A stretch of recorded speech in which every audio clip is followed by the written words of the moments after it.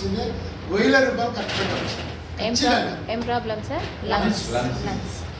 అయితే ఈ రకంగా జరగడం రీసెంట్ మొన్న మా అంకుల్ తరఫున సన్ నాకు ఫోన్ చేసి చెప్పి రమ్మంటే నేను సరైన వెళ్ళాను. హాస్పిటల్లో ఒక 1 వీక్ నుండి ఐసీలో ఉన్నా. అన్ని మెడిసిన్ వాడినా కూడా 80% ఎక్కడ వేసిన బొమ్మలు అక్కడ అన్నట్టుగా ఆయన ప్రాబ్లం అట్లే ఉంది. సరేగా ఎందుకైనా మంచిది, సరే నన్ను రమ్మంటే నేను కూడా పోయినా. ఫస్ట్ పోయిన వెంటనే అసలు చూస్తానో నాకు అర్థం కాదు, కంప్లీట్గా ఆక్సిజన్ లేవలే. ఏం చేయాలని అర్థమైతలేదు. వాళ్ళకు ఆల్రెడీ కిట్ ఉన్నా కూడా వాడు సరిగా యూజ్ చేసుకోలేదు.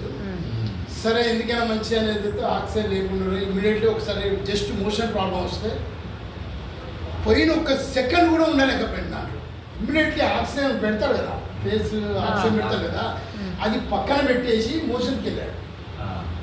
వెళితే 1 సెకండ్ కూడా ఉండలేని పరిస్థితి. ఆయాసం, విపరీతమైన ఆయాసం. మీరు ఇవ్వు అని అంటే ధనాదం తీసుకొచ్చి ఎక్స్ట్రాగా పెట్టి అప్పుడు కానీ ఆయన వచ్చి కూర్చొని ఆయాసం, విపరీతమైన ఆయాసం.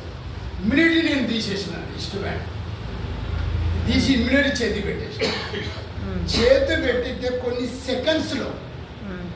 సెకండ్స్లో సెట్ అయిపోయింది. సెకండ్స్ అది తీసి పక్కన పెట్టుకొని బ్రహ్మాండంగా నడుస్తున్నాడు. అది కూడా లేదు అంటే సెకండ్ కూడా ఉండలేదు మనిషి. కంప్లీట్గా అక్కడ పక్కన పెట్టేసి బ్రహ్మాండంగా ఈ ఆక్సిజన్ లెవెల్ పక్కన పెట్టాడు, కింద బెడ్ మీద వేసేసాడు. ఆయన చేతుకున్న నేను రిస్ట్ బ్యాండ్ పెట్టాను. అతని చేతి పెట్టుకొని ఆరంగా బ్రహ్మాండంగా హాస్పిటల్ అట్టి ఇటు తిరుగుతున్నాడు.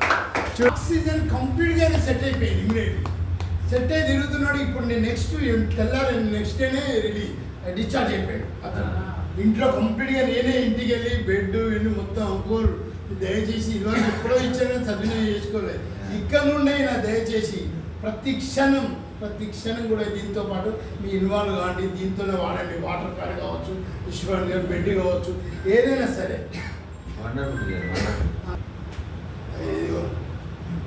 సూపర్.